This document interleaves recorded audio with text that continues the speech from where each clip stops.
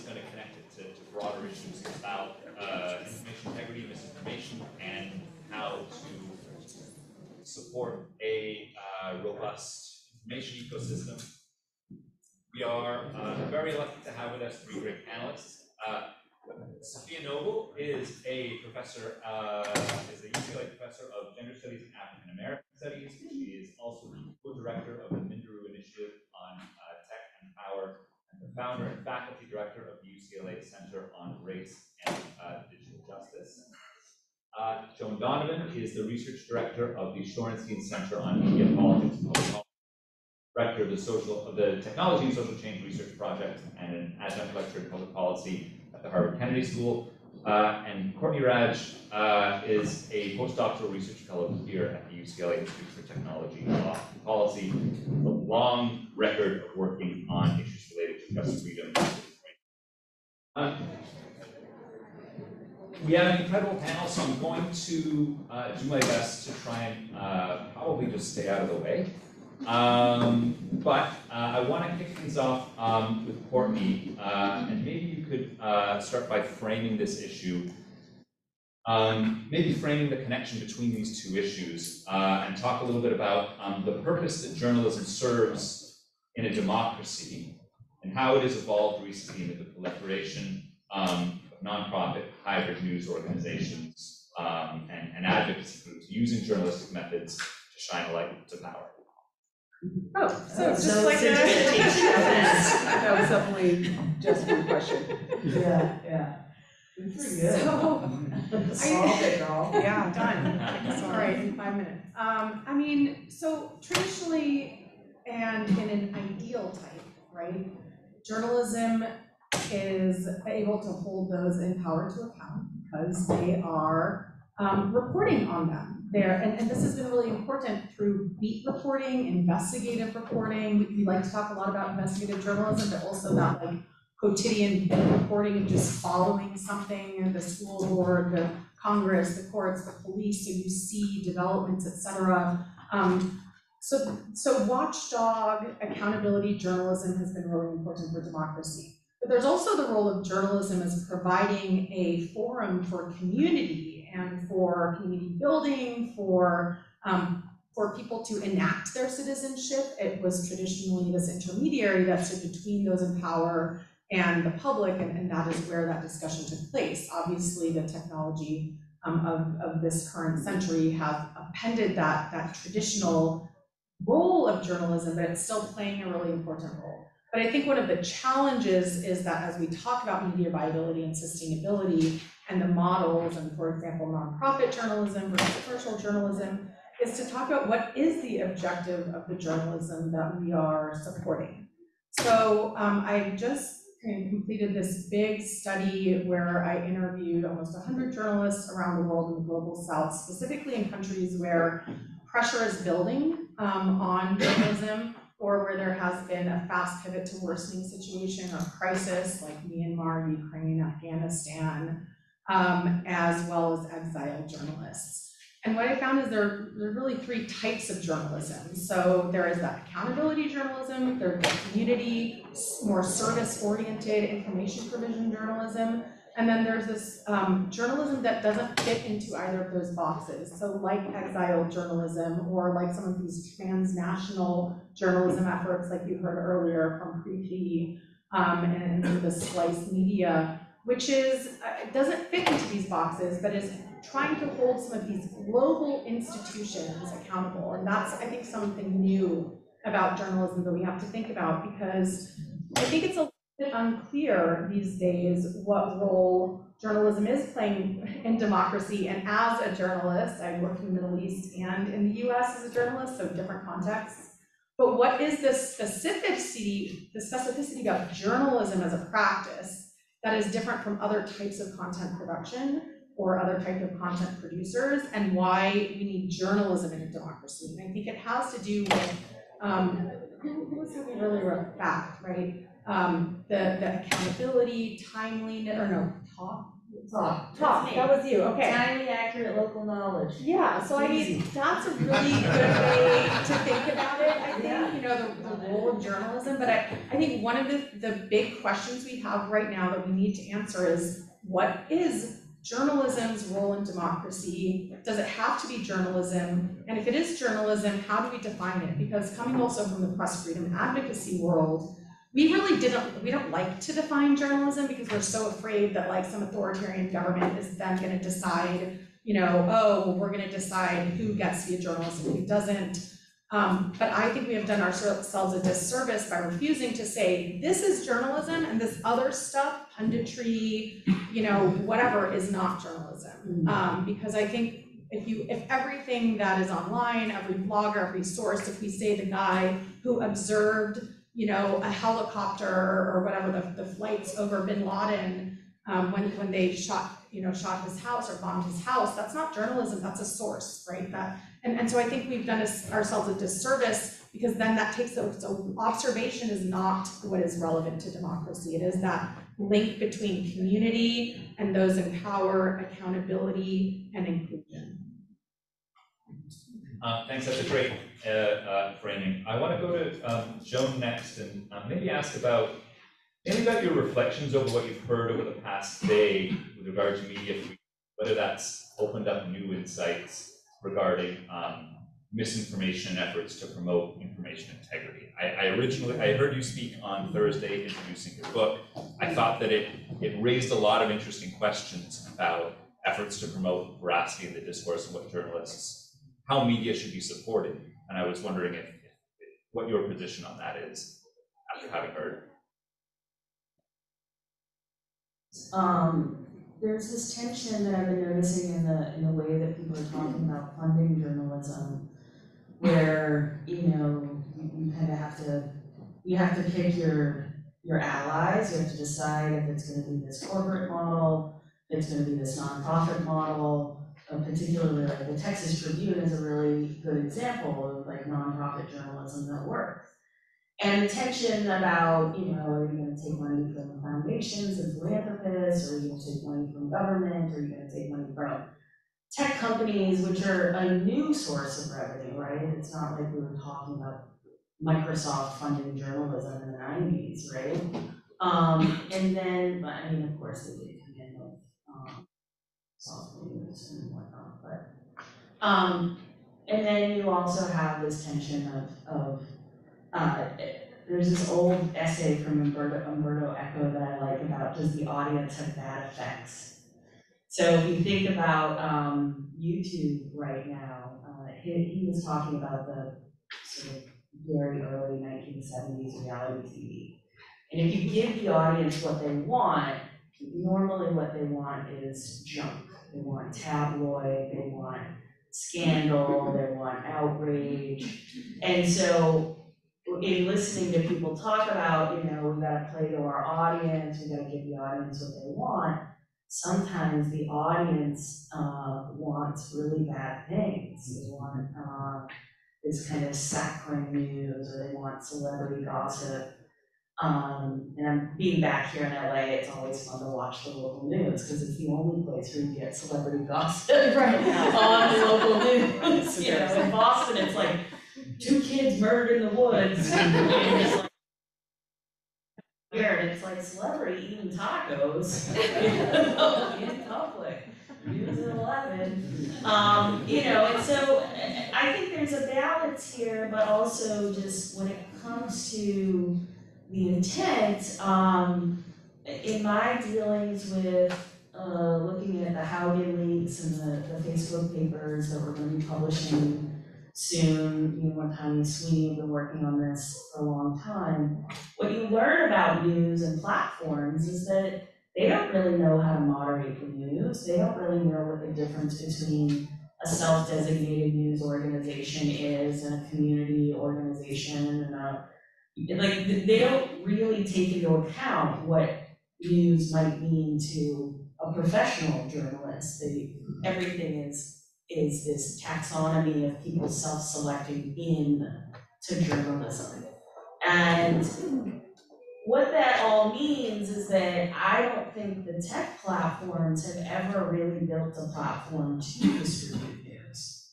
I think we were talking about this in our breakout group yesterday. But the idea basically is that we're working with what we were given. And so YouTube was a dating site that got repurposed to be a site for news and information, human rights blocker. Twitter was a place to tell people where you were going, what bars you were hopping to, and be part of the tech scene. Then it becomes a place for journalists to cultivate their own audiences and parasocial relationships with people, and then Twitter becomes a de facto news distribution system. Facebook originates as a way to rate women online. Later, Zuckerberg, by inventing pages, tries to replace the web. And a lot of people don't remember that moment in Facebook history, but they really thought they could replace the web. They could be the place for everyone, for everything, if you just kept all of your social network and all of your company's information in their tiny little kingdom. And so I would love for conferences like this to progress into innovation around, well, what would be some optimum ways, multiple pathways of distributing news using the digital revenue sharing, so that you're not so dependent or beholden to audiences, you're not so dependent or beholden to certain platforms. And then on top of it, is there a way to use this technology that serves the people? The tension with journalism, like research even, is that it is both a profession and a public good. Now, we don't ask doctors to give their services away for free, right? So what is the appropriate way of structuring this so that people who produce public goods are also able to have a decent salary and a nice life? And it might mean, too, that we extend that and reimagine the entire journalism process, not just at the locus of, you have a newsroom, you're producing content, you're putting content on the web, and then it being distributed through platforms. This is the last thing I'll say on this, but thinking here about Sarah's work, what does it mean then to also have understanding media literacy, journalism definitions that impact content moderation, so that throughout the entire distribution process of news, there's a much clearer understanding of what qualifies as journalism and what else is out there as a kind of user-generated content. But I think that's going to require almost a unionization of professional journalists to stand up and say this and not that. And that they might have to be allied with people who are providing content moderation services so that it's this and not that, right? And I think that there's a lot that we can learn about how professions, rather than trying to deal directly with Zuckerberg or Musk, but professions can also try to order this mess outside of just relying on these few Silicon Valley companies to come to the table on these issues, which I think every time you get a new owner, like loss of progress. And so the last thing I think is that there have to be standards that are part of regulatory regimes that require them to abide by certain rules, so that when ownership changes, we don't lose all the progress we've made on human rights and worker rights and in the ordering of news integrity or information integrity. I don't think I like the term information integrity, because I don't think any information has integrity. Like, I like the word knowledge. I'm gonna have to change all my questions for the panel then. I feel like it might come from Facebook. Like, I don't know the technology of it. I wonder. I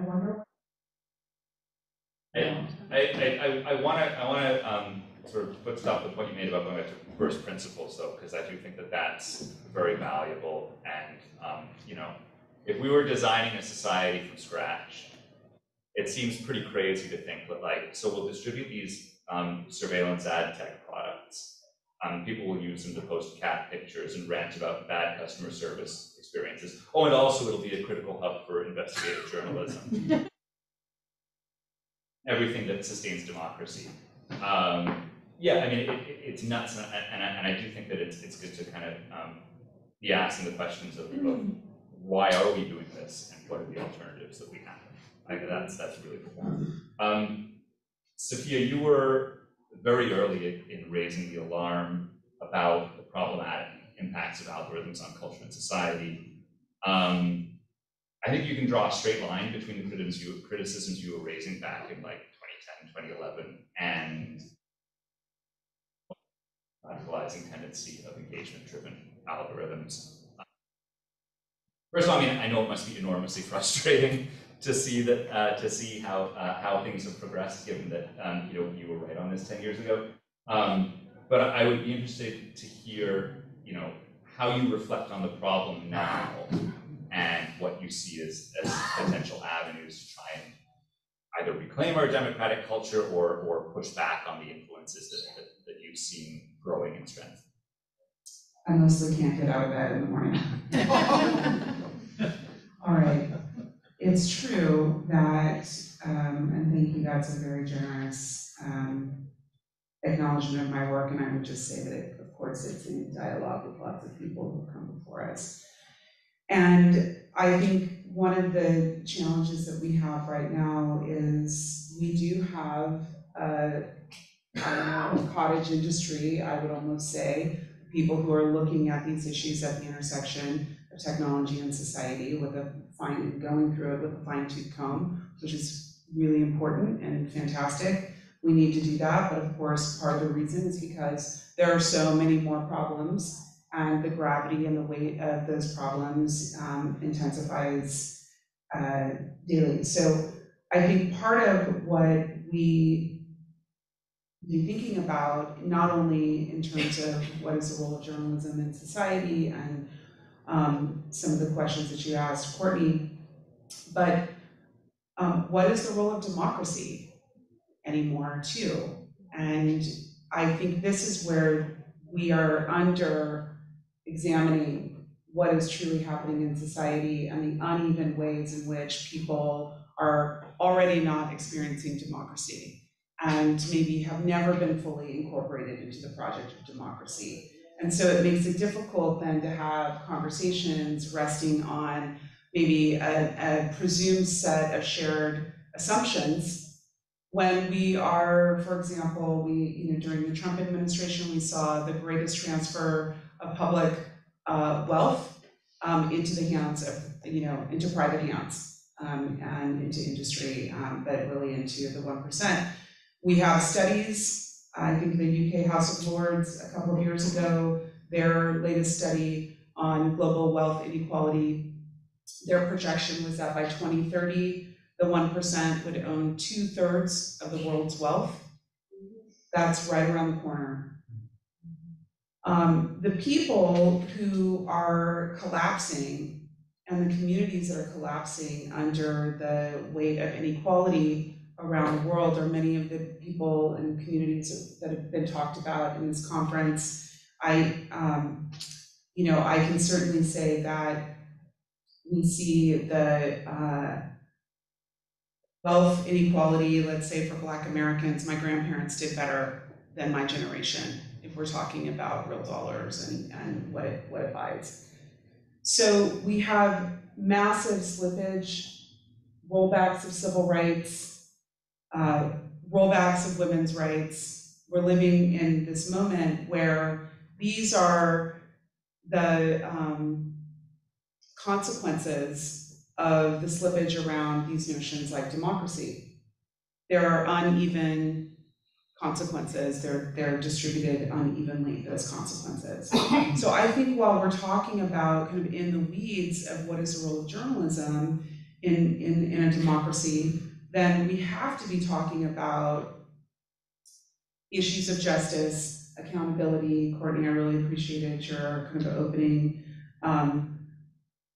Is journalism in a position, is it as an industry thinking about its own self-preservation as an industry, or is it playing the role of advocacy, of disruption, of creating paradigm shifts? Now, I will say as a person who has worked on trying to create a paradigm shift around how we think about technology and its consequences, its negative consequences, and many other people also in this room have been a part of that, that we are in a completely different set of conversations today than we were in the 90s or even in 2010. I certainly remember being ridiculed when I would say in conferences like this that algorithms were discriminating and that they held racial and gender bias. I mean, men would stand up and shout at me in conferences. I need that on a t-shirt, men shout at me at conferences. So now this is a taken for granted notion. And so that is a paradigm shift that leads us to asking different questions and then proposing different sets of solutions. So to me, we need a paradigm shift around what is democracy, who does it benefit.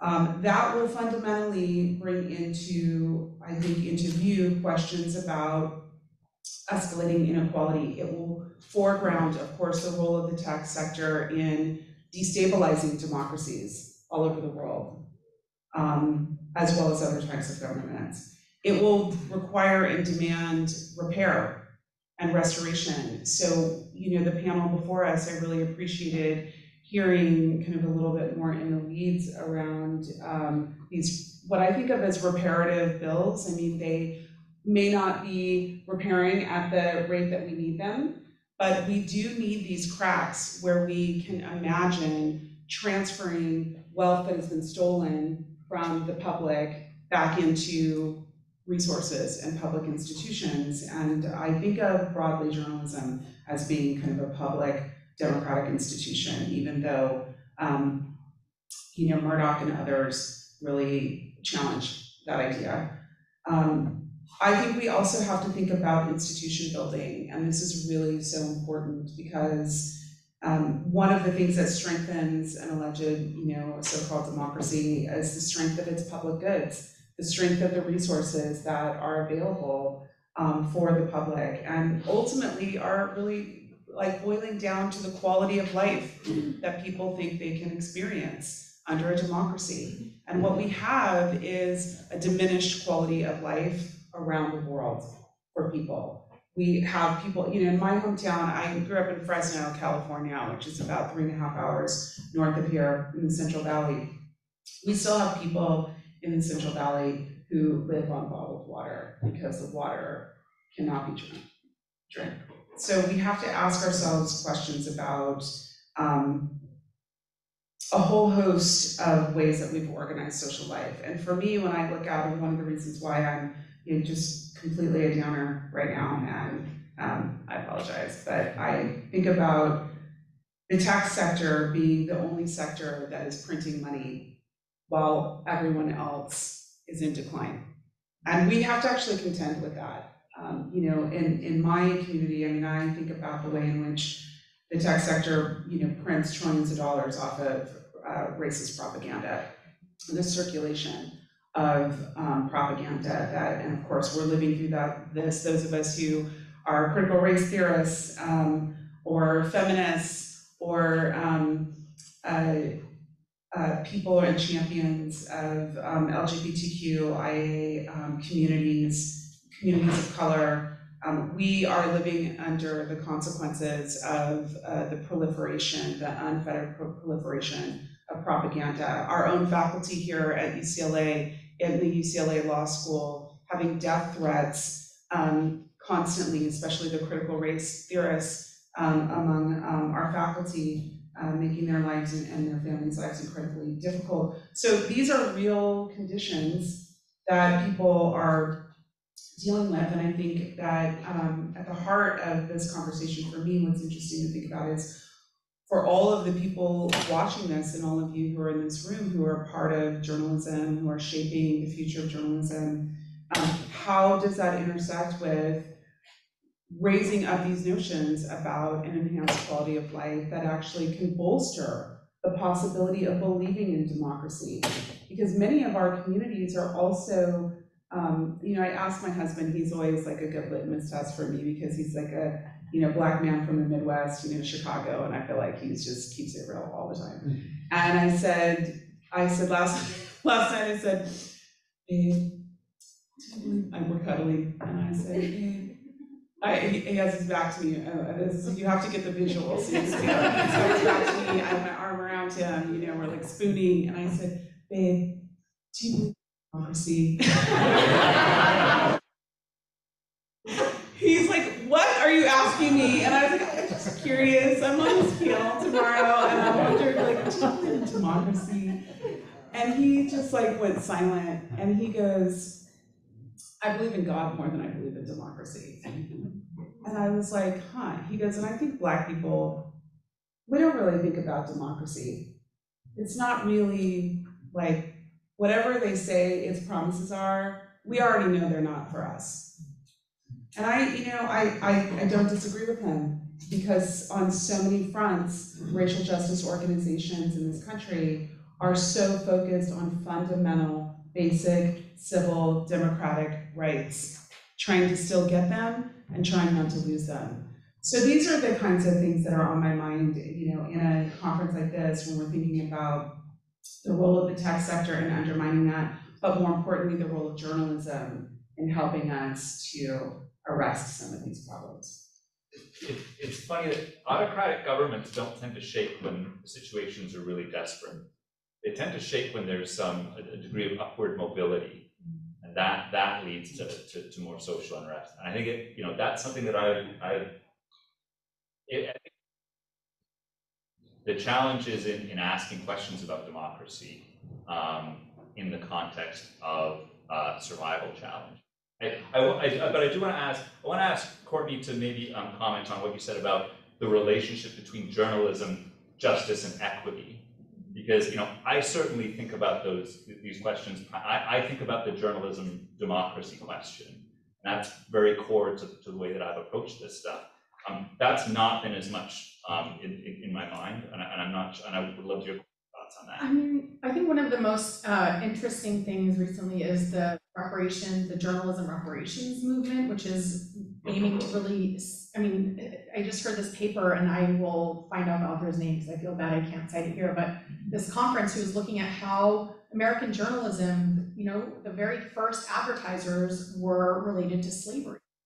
There is this very long history, problematic history, to Safiya's point, and also if you look globally and about, like I said, I just talked to all these journalists around the world, and a lot of, especially Latin American journalists, are interested in decolonizing journalism and what U.S., Western, global North donors and governments consider journalism, consider should be funded, how they give funding. I think that's really fundamental. But to this question, also I think about what is democracy, especially I'm thinking about this because I'm working on an essay around what is digital authoritarianism. And I think there is a very, very, very fine line, and it has a lot to do with the tech. So we have this intense datification of everything, the pervasive datification of everything, where we have not discussed whether or not we should be datifying our biometrics, all of our movements, our eye movements, inviting our DNA, DNA sleuthing, all of this stuff that we have now datified that we never had a democratic conversation about. We never had a conversation in democracies about whether we want to do this. Of course, they also didn't have it in places like China, which have now used this to develop a social credit system. But we're also talking about developing smart cities. But smart for who? like, they're going to become smart because they datafied all of this information, and I'm very interested in, how are you gonna do journalism if you're an investigative journalist in a smart city when everything has a sensor, there's pervasive surveillance, there's already CCTV cameras in most major cities. Now those are paired with sophisticated facial recognition systems that can not only affect, journalism, say investigative journalism, but our civic spaces are pervasively surveilled, both online and offline. So how do we even think about what is democracy in a pervasively surveilled, intensively datafied, and now with the computational power that we have to learn and make sense and discover relationships and predict and manipulate behavior and outcomes, what does that mean for democracy? And so I think we're talking about platforms here, but like it's a much broader issue, I think, around how tech infuses all of these systems, and especially civic space, because that's been so important. And we talked yesterday about anonymity and speech and anonymity in journalism and holding on sources, et cetera. I mean, we are very close to an era where there is no such thing as anonymity. You almost can't be anonymous. And what does that do to your ability to explore new ideas, to express yourself? Talking to students who, when they're mediated through Zoom and everything is recorded, they don't feel comfortable exploring new ideas, et cetera. So what is this going to do to journalism? And I think, our journalism, there are some, I think, nonprofit and, different models and some commercial models that are doing fascinating things. Julia, the markup, and Alan's work with Splice Media, like we've heard from many of them here, but that's not the mainstream, right? And so I think we have to ask, like, what is the purpose of journalism? Is it just to inform us what powerful people are doing? That's not like a very useful role. I think they have to get in and interrogate the systems that are being built. They have to get better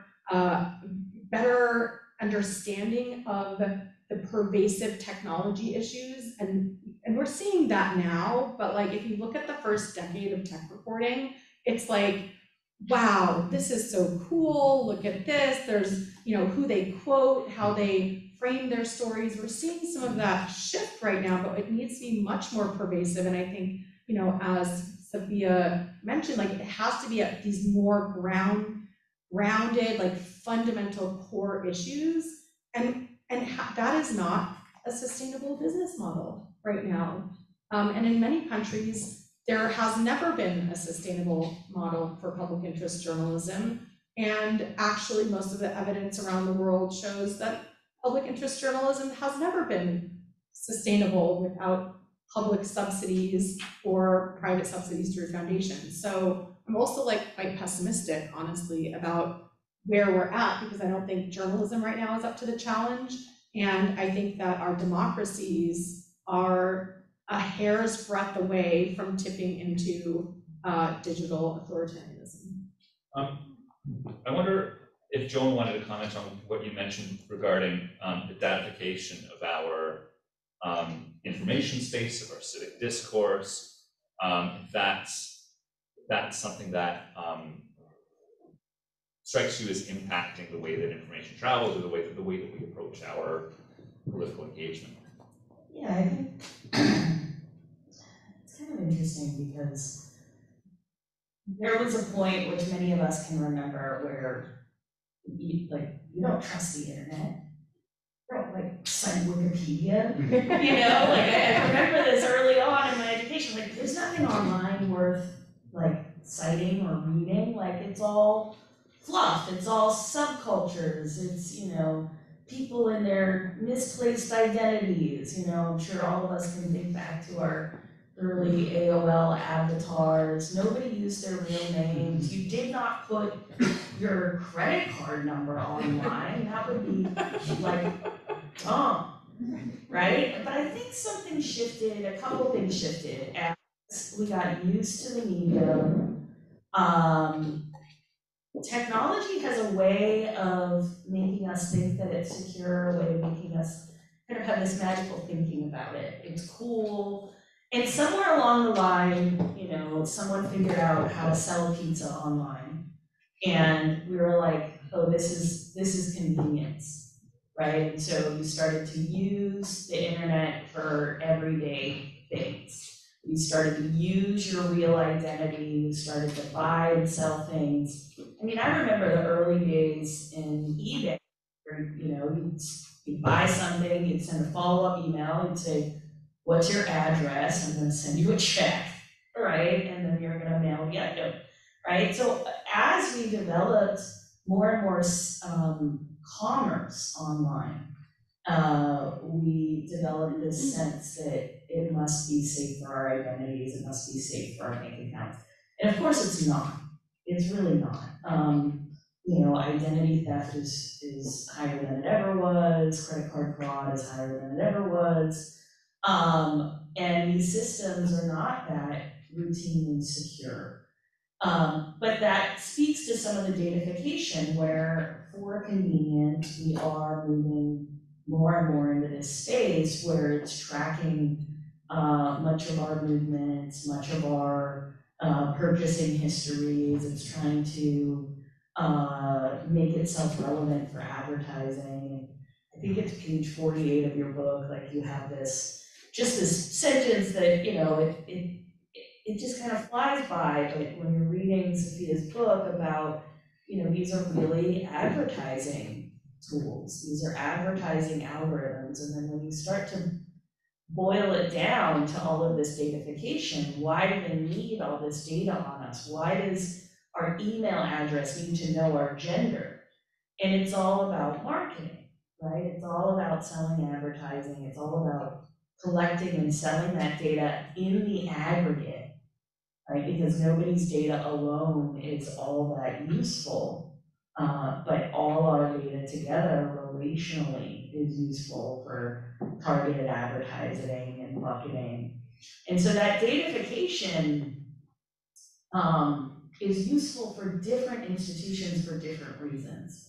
It's useful to the cops because it can target and track movements. It can show literally who you've been in rooms with through, you know, the use of pixel or other kinds of information related to who you're connecting to Wi-Fi or where you're connecting to cell phone towers. It can be useful to marketers, of course, to sell you certain products. It can be useful to educators who are trying to get a sense of what is it that people are lacking in their education, what is it that they're doing that's leading them into these rabbit holes. And it can be great for public health in some ways because you can find out how many people are Googling what are the flu symptoms, and you find out that like there's a small outbreak of something in a certain area. But then there's these pernicious uses of it, or the more dangerous uses of it, where I was at a Facebook conference in 2012 or so, and folks from a university in Chicago, I won't name which one, were talking about how they had used Facebook network analysis to figure out who in this area was likely to be a homosexual, and then matching it with their database information about their HIV status was likely to be able to figure out who had HIV in that circle and if they were likely to spread it to other people in that friendship network. And we're just sitting in Facebook and these people are like, and then we had that nobody had any idea that we were going to federate it, and we're making all these other conclusions, right? And so I think the datafication is a question of democracy and freedom and privacy on the scale that we can't, like, this is the big problem in my field where I am at odds with many of the researchers in misinformation, disinformation studies, because they're like, we gotta mandate platforms to give us data so that we can track disinformation because we're these new cops of the internet. And we're say in the Wild West. And I'm like, we should be arguing respect for everyone's privacy. First and foremost, we should be arguing that these companies shouldn't be able to create these enormous data profiles and trails. And this virtuous use that you claim that you have because you're a bastion of integrity and ethics at a university, it just doesn't compute for me. It doesn't sit right, especially these political scientists who believe so desperately in their right to everyone's data. And, I don't get invited back to a lot of conferences after I say that. And late at night when I'm the third spoon, I'm worried about that. I'm worried about, what is our responsibility as researchers, journalists to the everyday person who has no idea that their data is going to be used in this way, that their data is by government to be given to outside entities. And so I think we need a very large movement within this world, following a paradigm shift for radical consumer privacy and radical consumer protections. And regulating these platforms as advertising, taxing them as advertisers, insisting that they abide by the same rules as other advertisers in terms of truth in advertising and knowing your customer laws. They should know where the money's coming from, and they should know who's behind the advertising, and they should know what purpose it is. And of course, their argument is, we can't possibly know, the scale is way too big. We automated it so that we could basically make an ATM machine. And just like, that's not how any of this should work. You should know, cash in, cash out, who buying and selling your products, right? And so there's a lot we can do, I think, if we were to go into the consumer protection paradigm around this, and then also advocate, perhaps to the detriment of the discipline, to say that people have a right to their own data, but I don't have a right to your data. And that can be really difficult in this field, because I think a lot of exactly what you're saying about we had never had this democratic conversation about big data. Some of us tried, and for many years, to get people to care about what was going into big data, and it just, well, everything online is free. Anything someone posts online is public. We're all allowed to scrape that. And then you end up with something like ChatGPT, which is essentially just a plagiarism machine. And then, or Gale, which is great, because if you type in, show me a bottle of ketchup, it'll show you a bottle of ketchup that looks a lot like brand Heinz ketchup, right? Because that's the models that it's working on. It's like all of these copyrighted materials. It's just, putting it all together in that way. And so I think that there's an opportunity here in copyright law to shift how much and when these machines are kind of regurgitating other people's work. And I think, because I'm an educator, that is also the thing that makes me most angry about it. It's not the kind of creative craft of remix and homage, but it's the extractive effort of making logos so that, your company doesn't have to pay a human, making journalism so your company doesn't have to pay a human. And I think that right now is the opportunity to say this big data ill-gotten gains.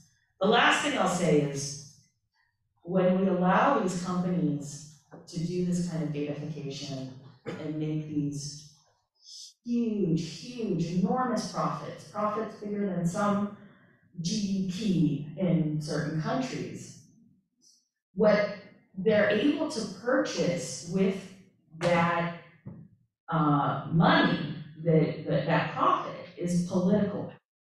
So if you look at all of the investments of the Chan Zuckerberg initiative, for instance, These are things that could have been paid in taxes or money that could have been used to clean up their platform that they're using to purchase political influence. And if you look at someone like Musk, he gets all of this money and he purchases Twitter essentially to troll the liberal media. Like, he's there to upset the balance of power, right? Because he knows Twitter is an essential space for journalism in our moment, and thinking about the politics of that, he wants to affect political outcomes, right? He's not a rational economic actor that buys something because he wants to make a profit off of it. He wants to influence political outcomes. Zuckerberg built this enormous system, uses Facebook to affect political outcomes, then uses the Chan Zuckerberg initiative also to purchase political influence. You could argue that we're going back to the origins of journalism, right? So journalism used to be wealthy people or people, political parties. It's still like this in France, where it is about influencing politics, and so maybe we just have to acknowledge that. I think one of the, you mentioned Dali, there's a court case right now that Getty brought because they're arguing, you used all of these copyright images without giving any sort of compensation to the photographers, much less to Getty. And there's this great podcast with on Tech Policy Press with an Indigenous artist talking about the way that Indigenous artists create their designs and their art, and then these are just used by these companies to create these data sets that can then generate new things, and there's no compensation, there's no consent, and we're just doing this, and there are all these conversations about ethical AI frameworks and how are we going to govern AI? To what end? We're already here, Let me ask all three of you then, how would you define responsibility as it applies to the tech sector, and particularly to the bigger tech companies? We've heard about regulation, right? And that's one avenue, right? But without precluding that, there are other levers of impacting change in that space. There's employee pressure, there's consumer pressure, there's advertising pressure. I'm curious as to what you would see these levers of pressure working towards, and what a vision for a more responsible sector might look like. We don't have a lot of time, so I'll just say quickly that I think we need to remember the origin story of the internet, which is, not only a military project, but it's also a project about the sequestering of scientific knowledge away from, at that time, the non-aligned movement of the third world, as we were kind of conceptualizing, others might say the global south, or let's say the non-US and Western world. And it's really important that we remember, structurally, what we're talking about when we're talking about the many internets around the world. I mean, to me, part of the challenge in these conversations is that we're so North American centric about consumer engagement, everyday consumer use, and that's the framing, but there's tremendous power in thinking about breaking supply chains, for example, and I think of the work of Miriam Posner here. What does it mean when, we disrupt and decolonize the way we think about the internet as a structure, and of course, then many of the attendant business models that are attached to it. So part of this is about global power relationships, recolonizing the continent of Africa and other parts of the world. That just seems to be a conversation that, as I travel, is just so difficult for people in the US to wrap their minds around, because they're really interested in Facebook. But Facebook is the internet in some parts of the world. So what does that mean too when we think about the unwillingness and actually the difficulty? I think, Sarah, you talked about this yesterday in your session about the US the tech companies writing more power into trade agreements that are really about fundamental economic and political relations between nations. And I just think that the level of intervention that we talk about in the US is the wrong level. You know, we're just in here in like, of course, tech workers have a lot of power and they can do things to be disruptive, to shine a light on, to grab a hold of stories about injustice or what's happening in these companies. The shareholder movement, all the work that Azoma has done, just so many different places where we can pick apart what is actually at stake. And again, I just think that if we're not talking about the tech sector in the register of concentrated wealth at the expense of the planet and the majority of the people on it, then we're just in the wrong register. And that is a difficult register, I know, to speak in. But we could, of course, be talking about things like AI proliferation, the way we talk about nuclear proliferation. Just that frame puts us in a different set of conversations about the destabilization of the world, right? And power. So I just want to offer these kinds of paradigms or ways into the conversation, because I think when we get into, and I respect that people have different types of expertise and enter the conversations in different ways. But when we do that, we actually then have billions of people on the planet who are on the wrong side, who are not the beneficiaries of the largesse of what's happening. And that is actually really a powerful site of power. We have people who understand things like becoming climate refugees in direct relationship to the environmental destabilization that is happening. And now it's very easy to talk about LLMs and environmental destruction because we have the research on it.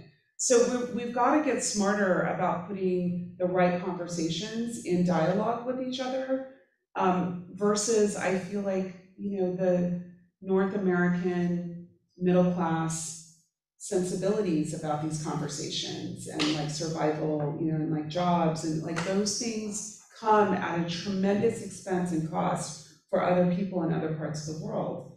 And to me, it's much more exciting to think about and imagine what the interventions would be if we could kind of reframe some of the conversation. So we have about 15 minutes left. I would invite our audience.